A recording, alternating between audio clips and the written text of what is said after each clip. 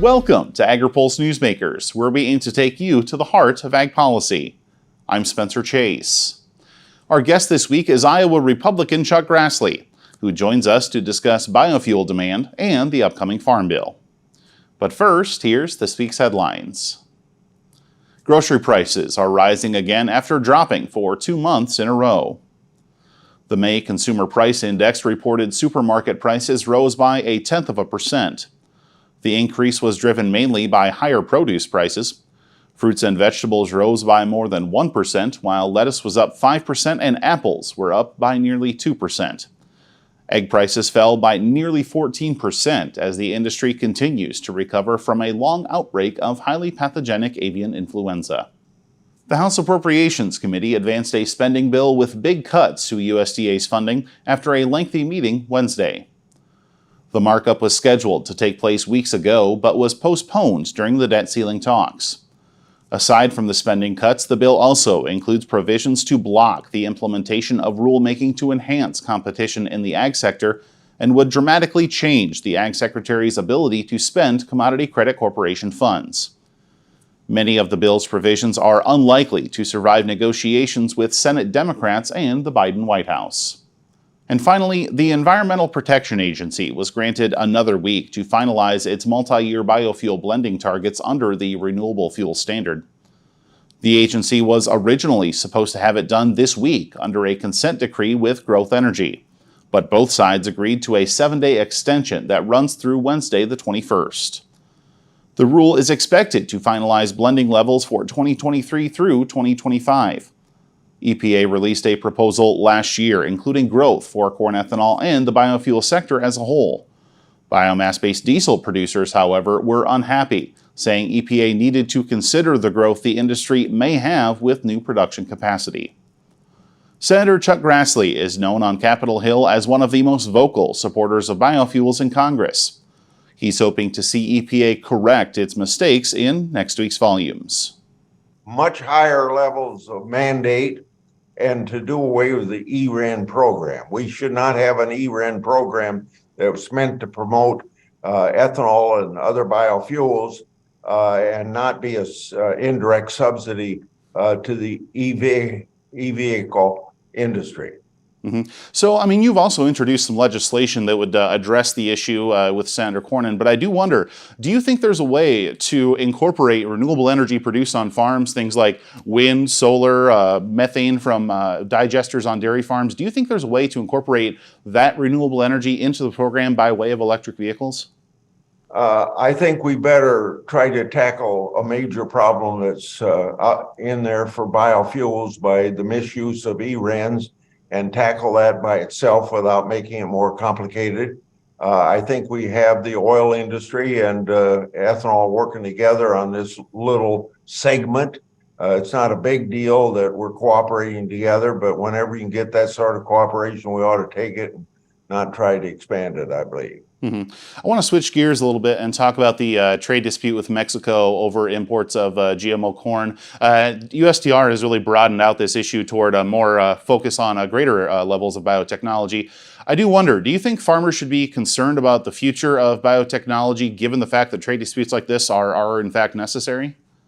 Well, I think biotechnology is going to advance regularly like it has over the last 30 or 40 years.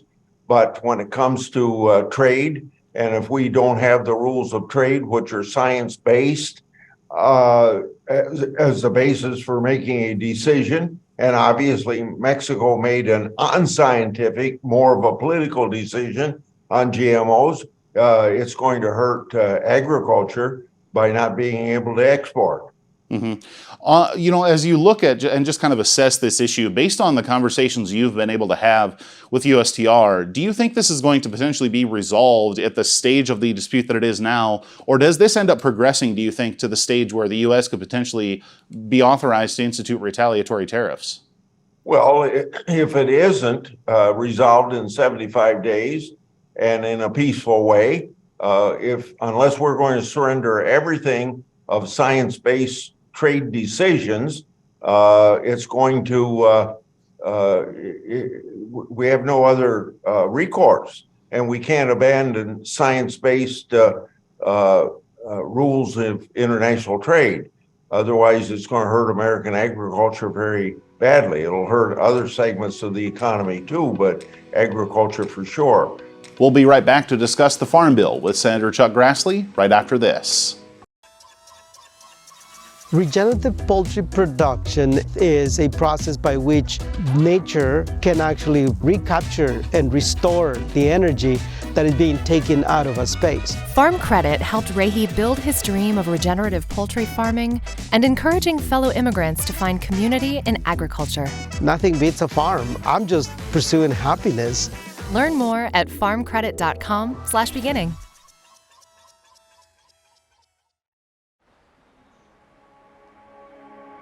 Farmers are always there for each other.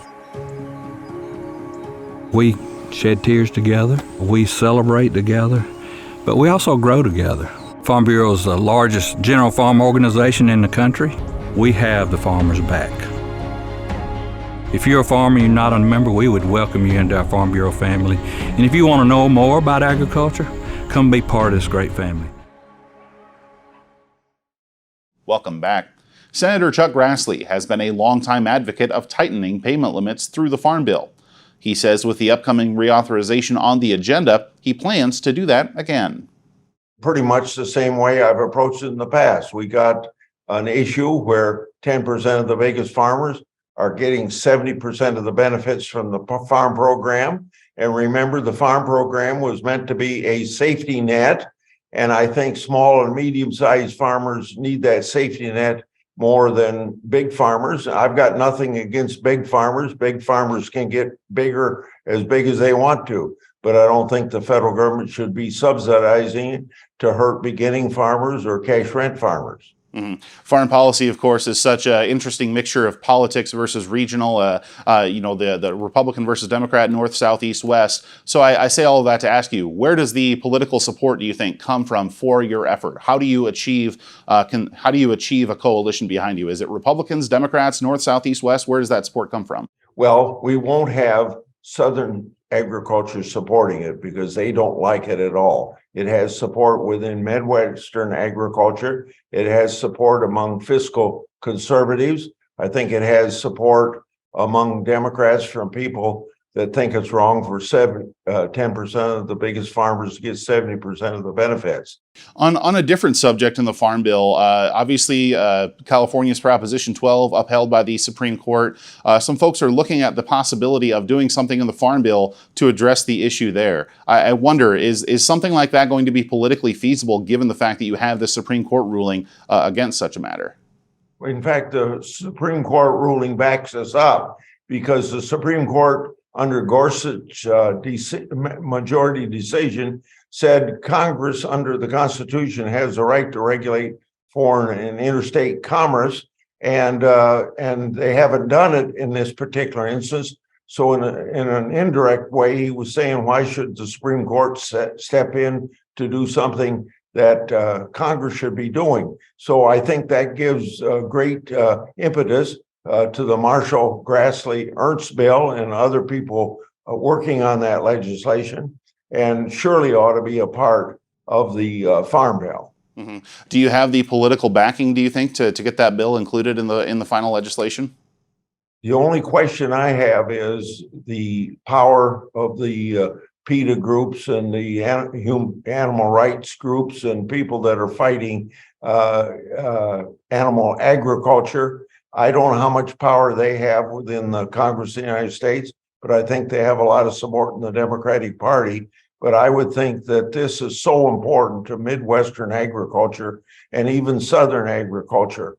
So wrapping up on a subject that you talked about with me and some other agricultural reporters earlier this week, talking about whether or not an extension might be necessary of the current Farm Bill, given just where we're at in the year and where we're at in the Farm Bill process.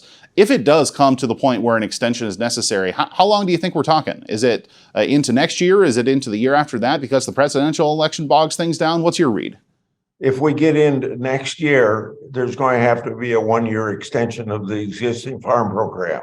If we would get it done in September, where the chairman wants to get it done, then we'll be in good shape. Or if we could get it done in October or early November, I think we still avoid a 1-year extension. But and I think it's going to get done. I have great confidence that we're going to be able to work out these differences. Very good. Senator Grassley, thanks for joining us. We'll be right back to hear from this week's panel, but first, our Hannah Pagel introduces us to one of the newest members of the House Agriculture Committee in this week's Meet the Lawmaker. California Republican John Duarte runs a vineyard and orchard in the Modesto, California area, in addition to being a new member of Congress. As a member of the House Ag Committee, Representative Duarte is using his background and experience in farming to help advance his priorities in the Farm Bill. Strawberries have losses that don't really fit well in the crop insurance plan. Walnuts have concealed losses. We don't really know if the walnuts are damaged until they get to the sheller. And then when they're shelled, we find out what the actual yield is. So we need to modify the crop insurance program to accommodate some of the walnuts. And then some family farms that have diversity within them and may be too large to qualify for some of the disaster relief programs need to be able to use crop insurance products that are relevant to them. Congressman Duarte also explains more about the situation that led him to run for Congress in his interview, which you can watch on Agri-Pulse.com. For Agri-Pulse, I'm Hannah Pagel. Who's the #1 protein source in chicken feed? You are. Who just increased sales to Egypt by 700%? You did. Who made a huge deal with Goodyear? You again. Take a victory lap. When you pool your resources through your soy checkoff, you're making sales, you're making breakthroughs that all come back to your bottom line. That's you. That's who. As your soy checkoff. Moving soy forward. Moving you forward. It's not as simple just to wake up one day and go, I want to be a conservation farmer. You're changing how your farming practice is done. You're changing your operation. Farm Credit supported John and Kelly Watley as they shifted to more sustainable farming, improving the environment where they farm and live. Learn more at farmcredit.com/climate. Welcome back to Agri-Pulse Newsmakers. We're going to have a panel discussion now discussing some payment limits and what that might mean for the upcoming Farm Bill and the politics of the issue. Joined for that discussion by Mike Lavender with the National Sustainable Agriculture Coalition and Bart Fischer with Texas A&M University. Appreciate both of you taking the time to join us. And Bart, I want to go to you first because in addition to your Texas A&M fame, also someone who spent many years on staff at the House Agriculture Committee, has been in the thick of it for many a Farm Bill fight. And I do wonder if you could just kind of frame up the conversation for us by kind of shining a little bit of a light on why does the payment limit conversation seem to come back and be something that is discussed Farm Bill after Farm Bill? Yeah, I think, Spencer, one of the first things that's important to note is that this conversation has been around, largely since the beginning of time, or certainly since the beginning of farm bills. And, for example, if you go back to the very earliest farm bill, it didn't take the form that it does now, but even then you had Congress asking USDA to report on payments to growers above a certain threshold. And that really transitioned in the 1970s to where Congress put a hard cap in place on those payments. And so it's been around for a very long time. And I think it's largely been there mainly, for the most obvious reasons that Congress is interested in limiting the payments to certain individuals, given that support does come from taxpayers. We talked to Senator Grassley earlier in this program. He's been a longtime supporter of tweaking that language. It's something he says he plans on doing again in the upcoming Farm Bill, but always something that will delve into a bit of a regional discussion when it comes to different kinds of production agriculture in different parts of the country. For the southern part of the U.S., what would provisions like those advocated by Senator Grassley mean for producers in that part of the world? If I were to talk to growers across the country, and we work, with producers in every state, and we have representative farms in 30 different states, the reality is we hear concerns about the impact of payment limits from every corner of the country. And so it certainly had been more of a regional debate, in the 90s, the early 2000s. But I think that conversation has really shifted. And I think the reality now where Title I is largely an income support risk management based program. Surely it certainly has income support underpinnings, but it's really a risk management program now. And I think you have producers, starting to scratch their head of, okay, why is this, this hard limit established in statute? What purpose is it serving? If these are designed to kick in when times are rough. Why does it matter? I'm already means tested. If you're a high net worth individual, or certainly a high income individual, you're not eligible anyway. And so I think you have a lot of growers across the country scratching their heads of why the conversation hasn't kept up with the broader conversation about risk management. So, Mike, let's bring you into the fold here, because looking at this issue, I mean, we do see that, NSAC has been supportive of some of these provisions in the past. What does NSAC believe these payment limits would ultimately accomplish in the Farm Bill? Yeah, so I think it's important to start off by saying that NSAC supports a federally subsidized safety net. But what's really important to keep in mind in context is that most farmers, most producers don't actually rely on crop insurance. It's a program that is skewed towards the largest and wealthiest producers in the country. So some of the question that you asked, Bart, just a little bit ago, really connects to some of the inconsistency that we see in some of the farm safety net. We know that there are payment limits and means tests within Title I, not currently within Title 11. And so some of the consistency, I think, creates confusion. But if we're able to apply means tests and payment limits to Title 11, make a more equitable safety net, and make other improvements too, payment limits and means tests aren't the end-all, be-all, but we can have a more responsible safety net and also look at expanding access to crop insurance for folks who have been historically underserved, young and beginning farmers, specialty crop farmers. It's important that we're building a safety net that represents the diversity of American agriculture, and we don't currently have that at this point in time. We'll be right back with more from our panel right after this. Did you know Agri-Pulse has all your favorite podcasts, including Open Mic, Newsmakers, and Drive Time? Take us wherever you go. Subscribe at agripulse.com or on Spotify, Google Play, or Apple Podcasts.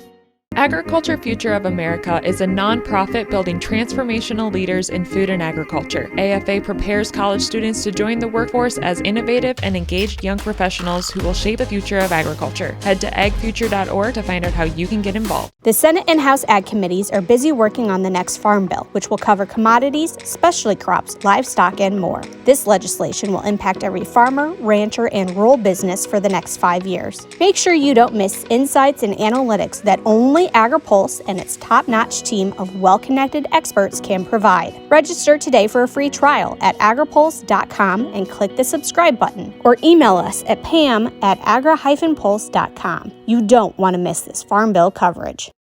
Welcome back. Mike Lavender with the National Sustainable Agriculture Coalition says the political difficulty of achieving tighter payment limits through the Farm Bill shouldn't keep lawmakers from pursuing the idea. It's no secret that the threading the needle in this Farm Bill, in this Congress, is going to be a challenge on this issue and many issues. But when you bring in some of the recent historical context, right, if we're trying to create a safety net that adequately and equitably serves all different types of farmers, we also have to bring into the fold some of the recent ad hoc disaster payments over the past several years, right? We've spent $60 billion since 2017 on just within ad hoc payments. Furthermore, in 2022, premium subsidies for the crop insurance program nearly doubled from recent years and reached nearly $12 billion. I want to zoom out a little bit and talk about some of the other things that are going on in the Farm Bill, especially the budgetary environment that it faces. We've heard Chairwoman Stabenow say that don't expect new money at this point. It would need to consider the bill within its existing baseline. How does NSAC plan to advocate for its priorities, understanding that there is that very tight budgetary environment going on in this Farm Bill? I think for us, it starts with the investment that Congress made last year through the Inflation Reduction Act and the investment in working lands conservation programs targeted at climate smart practices. For us, protecting those investments, keeping them within Title II and keeping them focused on climate smart practices is a top priority. Beyond that, I know the recent debt limit deal rescinded much of the unspent funding from COVID-19 passed legislation within the Congress. So it does become a tighter challenge for Congress to figure out where some of those savings are going to come from. From a safety net standpoint, we know that modest reforms and responsible payment limits and means testing to Title 11 and the crop insurance program can generate billions of dollars in savings. Bart, I want to wrap up the conversation with you here and circle back to some analysis you did earlier this year on just what it would cost if Congress were to pursue an increase to reference prices in this farm bill. $20 billion for a 10% increase was what your analysis initially told us. Looking at the tight budgetary environment and the existing baseline that they say they're going to need to write this bill within, is such an increase going to be feasible, given the fact that there are other priorities in this bill that are going to require funding? Sure. No, and I think you alluded to the perspective that Senator Stabenow shared this week. I think we're a long way from the finish line, right? And having sat at the negotiating table for the last two farm bills, I think we'll just have to see how that conversation plays out, because I know there's a diversity of perspectives amongst the leadership, on the four corners. I think, the lens through which I'm viewing this is we've spent over $90 billion on agriculture in general. Between the trade war and responding to the pandemic, we spent a significant amount of ad hoc money that has largely come to growers after the fact. And so I think the conversation that we're having right now is, could that money be better deployed by making reasonable standing improvements or improvements to the standing farm bill, the standing safety net, so that growers can rely on that when they go in to try to cash flow with their bank. I think, as part of that, the conversation necessarily goes back to where we started on payment limits. Right now, they have a separate payment limit on Title I and a separate payment limit for WIP and ERP. And so if we're going to be making improvements to Title I, again, my concern is that we need to have a clear-eyed conversation about the impact of payment limits on growers, particularly when that safety net is designed to kick in when times are bad. And I'd also be remiss if I didn't close the loop as well. When in talking about payment limits, we do talk about traditionally about Title I, and I know Mike alluded to this conversation about attaching payment limits to crop insurance. We've heard these ideas over and over again. They've been roundly rejected. And in my view, it makes little economic sense to be trying to payment limit insurance at the same time that we're trying to diversify the risk pool. So many things for lawmakers to consider in this upcoming farm bill, and unfortunately, that's about the time that we've got for the discussion here. We'll have to get all of us together again sometime in the future. But for now, Mike, Bart, thanks for joining us. We'll be right back with more Agri-Pulse Newsmakers, but first, our Jana Rose Schleiss takes a look at changes in cattle prices in this week's Ag by the Numbers. A contraction in the beef cattle herd is causing prices to reach record highs. USDA tracks prices for cattle sold across the country, including the steers that produce some of the country's highest quality beef. This chart shows the weekly average price for steers. 2023 is the green line, 2022 is the blue line, and the 10-year average is the yellow line. According to USDA, average reported prices where most of the country's cattle sales take place set a record at just over $182 per hundredweight for the week ending June 5th. Why the record? Cattle prices have been steadily increasing since 2021 as producers reduce the size of their herds because of drought and high input costs. Meat packers still need to keep their plants running, leading them to offer higher prices for the available livestock. Economists believe the disparity between cattle and processing capacity will last for a while as producers work to restock their herds. Processing plants may not be expanded or constructed until the gap narrows. For Agri-Pulse, I'm Jana Rose Schleiss. Who's the #1 protein source in chicken feed? You are. Who just increased sales to Egypt by 700%? You did. Who made a huge deal with Goodyear? You again. Take a victory lap. When you pool your resources through your soy checkoff, you're making sales, you're making breakthroughs that all come back to your bottom line. That's you. That's who. As your soy checkoff. Moving soy forward. Moving you forward. Looking closer. Seeing further. That's how we do it. At Curious Plot, we're driven to find what's next for agriculture, animal care, and food. We stay curious because that's what it takes to grow understanding. That's how we plot strategies and tell stories that get results time after time. Marketing, communications, and consulting that look closer and see further. Curious Plot. We can't wait to help you tell your story. Thanks again for tuning in for another episode of Agri-Pulse Newsmakers. Before we let you go, here's what's on the horizon for the upcoming week.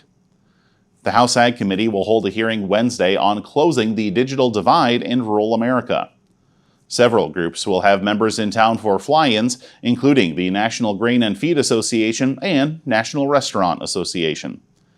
You can stay up to date with the latest news on Agri-Pulse.com. For Agri-Pulse Newsmakers, I'm Spencer Chase. Have a good one.